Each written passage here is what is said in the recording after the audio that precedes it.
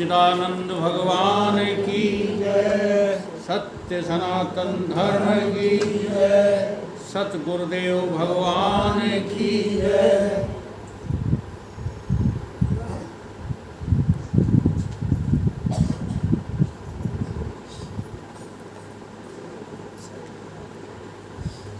आज हम चर्चा करेंगे यज्ञ किसको कहते हैं। यज्ञ का जीवन में क्या महत्व है। हम सभी को यज्ञ करना ही चाहिए। अब करोगे तो तब जब यज्ञ के बारे में कुछ पता हो। श्रीमद् भगवद गीता में 14 प्रकार के यज्ञों का वर्णन किया गया। हम उनमें से कोई भी यज्ञ करें तो यज्ञ के द्वारा ही हम मुक्ति को प्राप्त हो सकते हैं। यज्ञ के विषय में श्रुति कहती है यज्ञ स विष्णु, जो व्यापक तत्व है उसको अपनाने का नाम यज्ञ है। और अधिकांश यज्ञ हमारे जीवन में जो किया जाता है वो द्रव्य यज्ञ है। हम सभी लोग जो है प्रत्येक पूजा के समय जो भी अनुष्ठान किया जाता है हर समय यज्ञ अवश्य करते हैं। चाहे वो श्राद्ध की पूजा हो, चाहे वो देवी की पूजा हो, चाहे किसी देवता की पूजा हो, हवन हम अवश्य करेंगे। हर जगह कर्मकांडों में इसका विधान है। प्रतिदिन की जो पूजा पाठ है उसमें भी 2-4 आहुतियां हम घी की जो है देते ही रहते हैं, स्वाहा करते ही रहते हैं।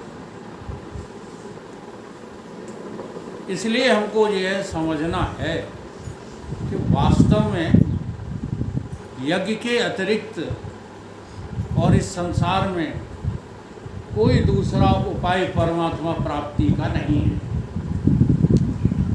इसलिए द्रव्य यज्ञ से प्रारंभ किया। भगवान श्री कृष्ण ने अर्जुन को समझाया ब्रह्मार्पण ब्रह्म हविर अग्नौ ब्रह्मणा होतम ब्रह्म एव तेन गंतव्यम ब्रह्म कर्म समाधिना। आप जो साकल्य जो है लेते हैं वो भी ब्रह्म है। जो आचार्य उसकी आहुति दिलवाते हैं वो भी ब्रह्म है। और अग्नि जो है वो भी ब्रह्म है। और उस अग्नि में जो स्वाहा करते हो ये हवन करना भी ब्रह्म है। और इतना सब पूर्ण होने के बाद जो तुम पर शेष बचता है वो भी ब्रह्म है। सब कुछ ब्रह्म ही ब्रह्म है, ये हमारे यज्ञ संकेत देते हैं। अभी थोड़े दिन पहले गणेश यज्ञ निकल गया। गणेश चतुर्थी को गणेश जी को की प्रतिष्ठापना होती है। फिर अनंत चौदस को शायद विसर्जन होता है। ये भी एक यज्ञ है। आज से देवी यज्ञ प्रारंभ हुआ है और देवी यज्ञ में भी यही कार्यक्रम होता है। आप लोग देवी की प्रतिमा जो है लाते हो और उस प्रतिमा की प्रतिस्थापना करते हो। 8 भुजा वाली देवी है ये कौन कौन सी 8 भुजाएं हैं देवी के, बोलो। क्षितिजल पावक गगन समीरा, ये 5 तत्व हैं। और अहंकार, मन और बुद्धि, इस प्रकार से ये 8 भुजाएं देवी की। ये तुम्हारे पास हैं कि नहीं है? सबके पास है जी हाँ। पहले इन अष्टभुजाओं का प्रयोग करो, इनकी प्रतिस्थापना करो। प्रतिस्थापना से मतलब क्या है? ये 5 तत्वों का तुम्हारा ये शरीर बना हुआ है, इससे इस शरीर से भूल करके भी कोई पाप मत करो, ये यज्ञ हो जाएगा। चल तो रहा है इस संसार में, यज्ञ के अतिरिक्त और कुछ हो ही नहीं रहा, सर्वत्र यज्ञ ही यज्ञ हो रहा है। तुम जो कुछ करते हो सब यज्ञ है, बस उसमें भूल क्या करते हो? भूल करते हो अपनी दुर्भावना का।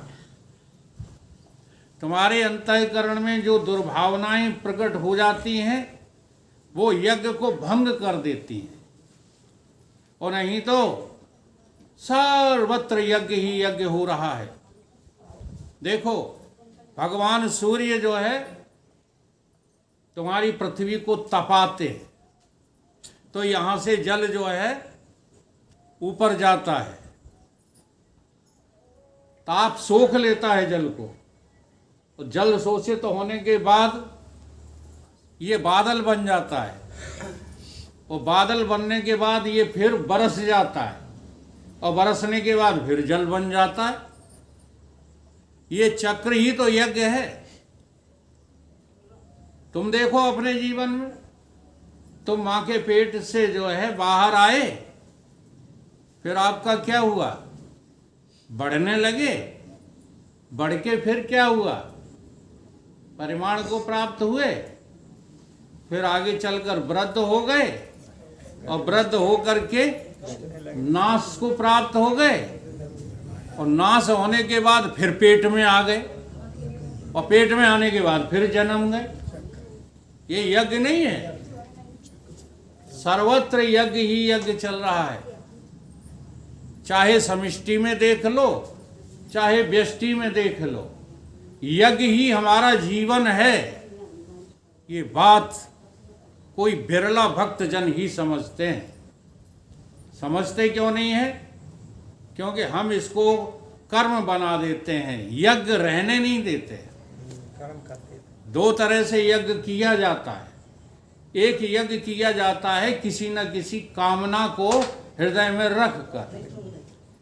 तो जब सकाम यज्ञ करते हो, कामना को हृदय में जो है रख करके करते हो, तो कामना तो पूरी हो जाती, यज्ञ पूरा नहीं होता। समझिए बात को। और जब आप निष्काम होकर यज्ञ करते हो, तो उस निष्कामता का परिणाम होता है अंतःकरण की शुद्धि।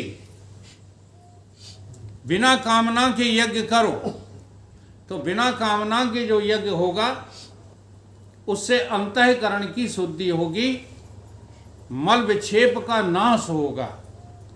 उससे फिर क्या होगा? उससे परमात्मा प्रसन्न होकर तुम्हारे हृदय में प्रकट हो जाएगा। इसलिए यज्ञ रूप परमात्मा तुम्हारा ही स्वरूप है, कोई और दूसरा है नहीं। जहाँ देखो वहाँ यज्ञ चल रहा है, जहाँ देखो वहाँ आहुतियाँ दी जा रही हैं, परंतु केवल हम उस यज्ञ का अनुसरण नहीं करते, उस यज्ञ को पहचानते नहीं हैं। सच बताऊं तो बिना यज्ञ के तो पुत्र पुत्री भी नहीं होते। जी हाँ, जब तुम अपना जो है कुछ स्वाहा करते हो, तुम अपनी कोई एनर्जी जो है परमात्मा को सौंपते हो, तब पुत्र और पुत्री रूपी जो है यज्ञ प्रतिष्ठित होता है। तो सर्वत्र यज्ञ ही यज्ञ हो रहा है। हमें केवल इस पर ध्यान देना है कि हम यज्ञ के लिए इस संसार में आए हैं। हम कर्मों के बंधन में फंसने के लिए संसार में नहीं आए हैं। हमारा जीवन यज्ञमयी हो जाए। सर्व यज्ञपति लखों, सर्व यज्ञपति अपने को देख लो। तुम यज्ञ करता हो, तुम यज्ञ के दृष्टा हो, तुम यज्ञ के जो है धारण करने वाले हो, ये केवल तुमको पता लग जाए। पता नहीं लग रहा है, वो तो यज्ञ ही रहा है। अच्छा, सुबह होती है, फिर दोपहर होती है, फिर शाम होती है, फिर रात हो जाती है, और रात के बाद फिर क्या होता है? सुबह होती है। इसी का नाम तो यज्ञ है। ये जो चक्र चल रहा है इसी का नाम यज्ञ है। और यज्ञ में तुम्हारा कर्तव्य है क्या? स्वाहा। तुम्हारा कर्तव्य क्या है? सब कुछ यज्ञ में स्वाहा कर दो। स्वाहा करते हो कि नहीं? चलो द्रव्य यज्ञ का उदाहरण लीजिए। सामने अग्नि है, जजमान 5-7 बैठ जाते हो, वो साकिल्य इकट्ठा कर लेते हो, घी तिल आदि मिला करके, फिर उसको जो है उठा करके क्या करते हो? उसमें मंत्र के उच्चारण पर स्वाहा करते हो। आ रही बात कुछ समझ में? और ये स्वाहा कराने वाले कौन है? जगत गुरु यज्ञाचार्य। जी हाँ, यज्ञाचार्य के जो है अधीनस्थ होकर के यज्ञ करो। क्या अर्थ है इसका? तुम इस संसार में कोई भी बर्ताव कर रहे हो, कोई भी कर्म कर रहे हो, क्या सतगुरु से जो है तुम्हारा कुछ तार जुड़ा हुआ है? अगर नहीं जुड़ा हुआ है तो अभी आप यज्ञ का जो है दर्शन नहीं कर पा रहे, क्योंकि बिना यज्ञाचार्य के यज्ञ कभी पूर्ण नहीं हो सकता है। क्योंकि जो यज्ञाचार्य हैं वही तो यज्ञ की सारी प्रक्रियाओं से परे हैं, और तुमको वो यज्ञ के द्वारा अपने आप में मिला लेना चाहते हैं। तो यज्ञ यजमान और यज्ञाचार्य में कितना भेद है? थोड़ा सा ही भेद है। यज्ञ यजमान को यज्ञ का अवशिष्ट ग्रहण करना पड़ेगा, और यज्ञाचार्य को अब कोई यज्ञ अवशिष्ट ग्रहण नहीं करना पड़ता। और शायद आपने ये सब पढ़ा ही होगा कि यज्ञ का बचा हुआ जो पान कर लेते हैं वो मुक्त हो जाते हैं। देखो, पढ़ा है, आपने सुना है, और आचार्यों ने तुमको बताया भी है, लेकिन इसके कारण, धन अगोटने के कारण तुम्हें मूर्ख बना दिया और तुम मूर्ख ही बने घूम रहे हो। बताओ, यज्ञ से बचता क्या है? जरा अपने शारीरिक यज्ञ के बारे में सोचना प्रारंभ करो। तुम पहले बचपन में कैसे थे? माँ के गर्भ में थे, माँ के गर्भ से बाहर आए, छोटे थे, शिशु थे, फिर बड़े हुए। ये सब बदलता जा रहा है ना। ये यज्ञ में स्वाहा, ये सब यज्ञ में स्वाहा होता जा रहा है। जी हाँ, यज्ञ में डाला हुआ साकिल्य क्या हो जाता है? स्वाहा हो जाता है। तुम्हारा बचपन स्वाहा हो गया, गर्भस्थ अवस्था स्वाहा हो गई, जवानी स्वाहा हो गई, बुढ़ापा भी स्वाहा होने को है।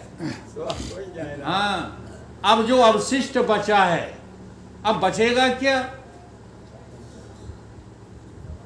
बोलो। अब ये केवल रट रहे हो तुम, अभी अभी जो है ऐसा नहीं कर पा रहे हो। अभी तुम यज्ञ के प्रति जो है सो रहे हो। तुम्हें सर्व यज्ञपति दिखाई नहीं दे रहा है, इसलिए तुमने यज्ञ के महत्व को नहीं समझा। जिंदगी भर तुम जो है द्रव्य यज्ञ करते रहे, लेकिन यज्ञ का आज तक अभिप्राय समझ नहीं पाए कि हम तो हाँ, उस यज्ञपति से मिलने के लिए ही हमारा ये यज्ञ चालू। यज्ञ कभी समाप्त नहीं होता, हमेशा चलता रहेगा, चलता आया है। केवल तुमको यज्ञ का जो पति है, सर्व यज्ञ पति लखूं कहित कृष्ण समझाए।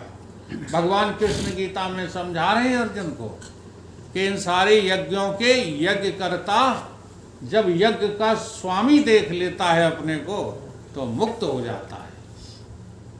इसलिए यज्ञ करता बनो। हम तो आज तक यज्ञ करता ही नहीं बन रहे, भोग करता बन रहे हैं, योग करता बन रहे हैं, न जाने क्या क्या के करता बन रहे हैं, यज्ञ करता नहीं बन रहे। इसलिए बहुत सारी बातें हैं इसमें। एक एक यज्ञ को जो है बताने के लिए बैठ जाएंगे तो कई दिन लग जाएंगे। आपका जो है प्राण अपान, हाँ, यज्ञ चल रहा है। एक प्राण की दूसरे प्राण में स्वाहा हो रही है, उसी पर ध्यान दो। और उन दोनों को जानने वाला तो यज्ञपति उस यज्ञ की प्रक्रिया से और यज्ञ यजमान से सदा न्यारा है। ध्यान तो दो। ऐसे ही अनेक यज्ञ इस संसार में चल, दान भी यज्ञ है, जिस दान की अभी चर्चा कर गए हो ना। अच्छा, यज्ञ, इस दान यज्ञ में अग्नि में आहुति करनी चाहिए कि नहीं? तो दान के लिए जो अग्नि यानी पात्र, दान पात्र पवित्र होना चाहिए कि अपवित्र? ये बातें भूल करके जो है आप लोग दान करते हो अहंकार के लिए। दान किसको देते हो आप? जहां पर मेरा जो है नाम हो, देते हो कि नहीं?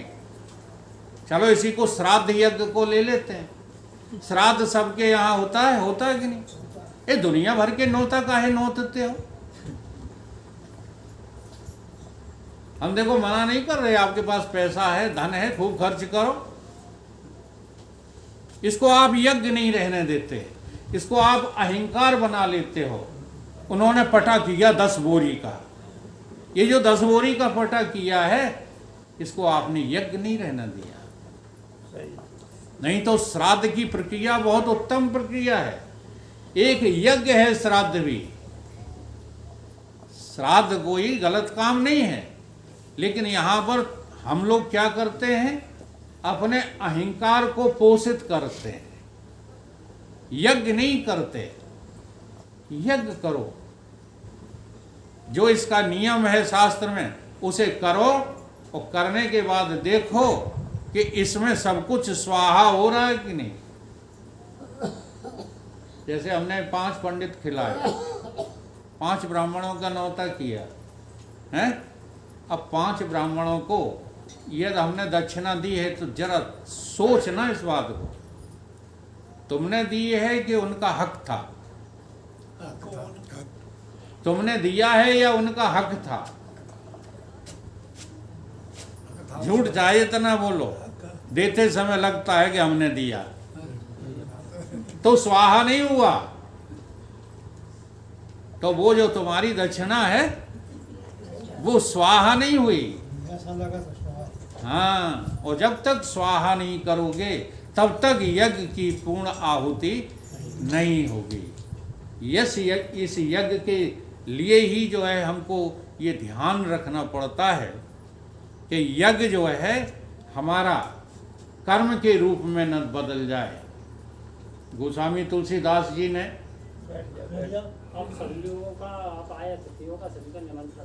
ठीक है, बोलते समय नहीं, थोड़ी देर बाद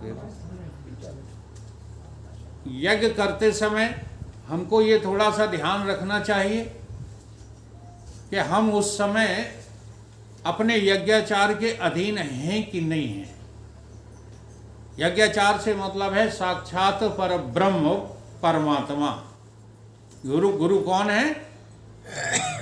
गुरुर ब्रह्मा गुरुर विष्णु गुरुर्देवो महेश्वरा गुरु साक्षात पर ब्रह्म। हाँ, हम इनके यहाँ अभी गए थे निमंत्रण में, तो बैठे बैठे अंदर ही अंदर हंस लेते हैं हम। हाँ, किसी की आलोचना करने का तो हमारा स्वभाव है नहीं। उस समय तो हम कहते हैं चलो अच्छा है, जो कुछ हो रहा है सब अच्छा है ना। काले कीड़े गिर रहे हैं पत्तल में, कोई ख्याल नहीं है, किसी को परसे जा रहे हैं, वो काले कीड़े खाते जा रहे हैं। ये अहंकार का पोषण कर रहे हो, यज्ञ कर रहे हो? बोलो। मैं तो ये कहता हूं कि 500 की जगह 5 आदमी खिलाओ, लेकिन एसी लगा करके खिलाओ, पंखों का इंतजाम करके खिलाओ। क्यों? वो तुम्हारे कौन है? जिन अग्नि है तुम्हारी अग्नि। तुम जिनका निमंत्रण करते हो, तुम अहंकार करते मैंने 500 आदमी खिला दिए हैं। तुमने उनको जो है यज्ञ की अग्नि स्वीकार किया?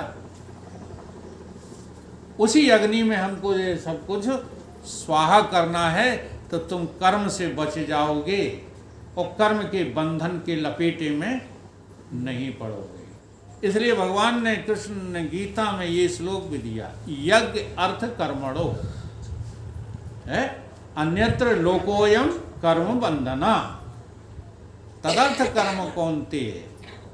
कैसे कर्म करो? यज्ञ के अर्थ कर्म होना चाहिए।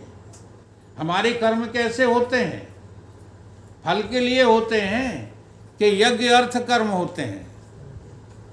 फल के लिए होते हैं। कर्म को भी यज्ञ बना दो। वो बनेगा कैसे? जब सतगुरु की शरण में आकर के और सतगुरु के सानिध्य में तुम कोई भी कार्य करो तो वो यज्ञ बन जाएगा। जैसे राजा दशरथ, जब उन्होंने देखा कि हमारे जो है पुत्र नहीं है, ठीक है, तो पुत्र वाली प्रक्रिया तो पहले से वो करते होंगे, लेकिन गुरु का ख्याल बाद में आया। जब पुत्र प्राप्ति नहीं हुई तब गुरु का ख्याल आया। तो कहाँ गए राजा दशरथ? फिर गुरु के पास गए। ये बड़ी भूमिकाएं हैं हमारी ऋषि मुनियों की, हम लोग समझ नहीं पाते। तो जब तक तुम गुरु के पास नहीं जाओगे, तुम्हारा ये कर्म बंधन ही बनता जाएगा। कर्म यज्ञ बनाना है तो गुरु के सानिध्य में रह करके उनसे पूछ करके और अपने को जो है यज्ञ में आहूत कर दो। ये यज्ञ है संसार, पूरा संसार यज्ञ स्वरूप है। इसमें हमें केवल आहूतियाँ देना है। अगर ये आहुति देना हमको आ जाए ना, हाँ, तो फिर पता लगने लगे कहीं क्या विधि से ये दो माए काले मले हरणी कर्म कथा रविनंदन वर्णी। विधि और निषेध का हमको पता नहीं लग पा रहा। क्यों? क्योंकि हम ये यज्ञाचार के अधीन नहीं हैं, इसलिए नहीं लग पा रहा। नहीं बताओ, बड़ी ईमानदारी से बताना। आप चले जा रहे हैं रास्ते में, आपके पास कोई कीमती सामान है, दो चोर गुंडे निकल करके आते हैं और आपकी खोपड़ी में एक लठ मारते हैं, आप बेहोश हो जाते हो। वो सारा धन अगोट करके लिए चले जाते हैं, भाग जाते हैं। फिर तुम प्रचार करते हो कि चोरों ने, डकैतों ने मुझे लूट लिया। बताओ, तुम्हारा दोष था इसमें कि डकैतों का? क्या लगता है आपको? सिर्फ झूठ ना बोलो। इसमें डकैतों का दोष लगता है कि नहीं? हाँ जी। क्यों? क्योंकि आप यज्ञ के प्रति जो है सजग नहीं थे। नहीं तो ये धन वास्तव में तुमने आहूत किया है किनको? चोरों और डकैतों को। स्वाहा। अब रोना क्या? जी हाँ, अगर यज्ञ की प्रक्रिया का विधान हमारी दिमाग में आ जाए तो लुटना भी यज्ञ है। और बता दूं, उन्हें मैं बताना नहीं चाहता हूँ। क्यों नहीं बताऊंगा? क्योंकि वो तुम प्रचार गलत करोगे। लूटना भी यज्ञ है। जी हाँ, ये मैं बताना नहीं चाहता हूँ, नहीं तो कल से तुम यही कार्रवाई शुरू कर दोगे। हाँ, क्योंकि गलत बात बड़ी जल्दी पल्ले पड़ती है। लेकिन लूटना देखो यज्ञ हुआ कि नहीं? आपने कथा सुनी होगी डाकू रत्नाकर की। केवल लूटता था, केवल लूटता था, और लूटते लूटते एक समय ऐसा आ गया कि सब कुछ उसका स्वाहा हो गया। और रत्नाकर कौन बन गए? वाल्मीकि भये ब्रह्म समाना। तो लूटना यज्ञ था कि नहीं था? अगर यज्ञ नहीं होता तो यज्ञाचार की गोद में कैसे बैठ जाते? तो इस संसार को हम जो है यज्ञ स्वरूप देखें और कर्मों के प्रति सजग रहें। दूसरा कोई हमें कोई किसी भी तरह का नुकसान नहीं पहुंचा सकता अगर हम इस संसार को और अपने शरीर को यज्ञशाला देख लें तो। आज का मेरा यही विषय है, इसको कैसे देखें यज्ञशाला। तो देखो, एक यात्री चला जा रहा है,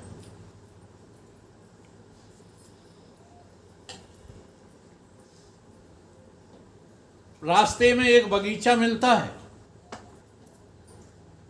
और उस बगीचे में आम के पेड़ लगे हुए हैं। उस यात्री की नज़र, आंख क्या देखती है? आम के पेड़ों पर आम का फल देखती है। अब आंख ने जो है उस फल को देखा, ये सब कर्म ही हो रहा है। आंख अपने कर्म में व्यस्त है तो देखेगी। आंख का कर्म और धर्म क्या है? देखना। लेकिन क्या आंख देख करके उसको प्राप्त कर सकती है फल को? नहीं। तो उसके लिए क्या करना पड़ा? पैरों को आगे बढ़ना पड़ा। पैरों से आगे बढ़ कर के चले। जब पैरों से आगे बढ़ कर के चले तो वहां पहुंच गए। इतने पर भी क्या आम का आपको कोई लाभ मिला? क्यों? पैर चलकर पहुंच तो सकते हैं पर तोड़ नहीं सकते। तो क्रिया बदलती जा रही है। देखो यज्ञ हो रहा है कि नहीं हो रहा है? अब यज्ञ, अब आगे जो है हाथों ने जो है तोड़ लिया। चलो हाथ तोड़ भरे लें हैं, लेकिन स्वाद लेंगे हाथ? तो स्वाद के लिए किसको, किसकी जरूरत है? रसना की। तो अब रसना ने जो है चखा, फिर भी आम जो है तुम्हारे भीतर नहीं गया, चखा ही चखा। तो अब रखा किसने? चखा रसना ने और रखा किसने? पेट ने। अब इतनी कार्रवाइयां हो गई। तब तक माली ने देख लिया।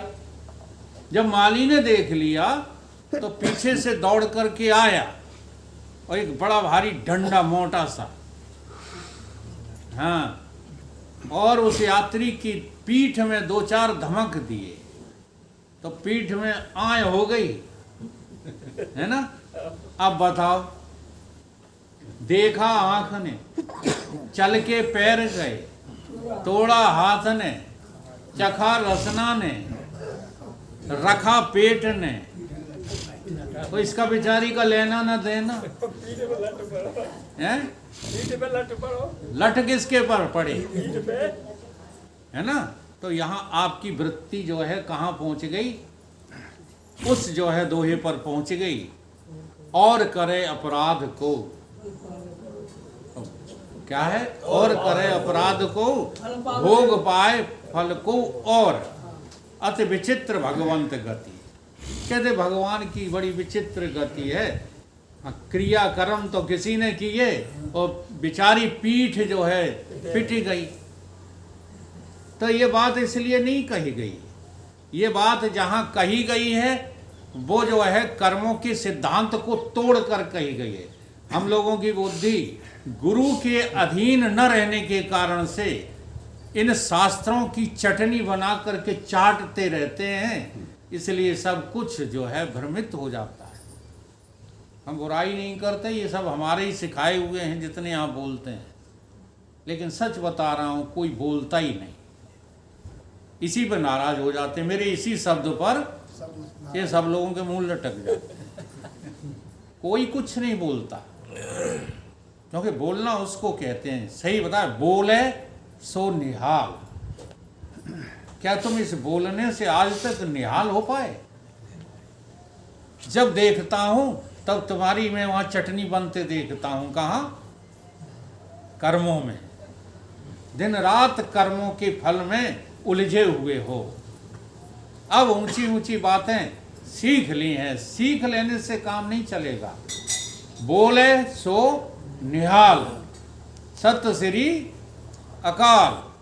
उस अकाल पुरुष के स्वरूप तुम अपने को देखने लग जाओ तो बताओ जगत में कोई दूसरा कार्य तुम्हारा है?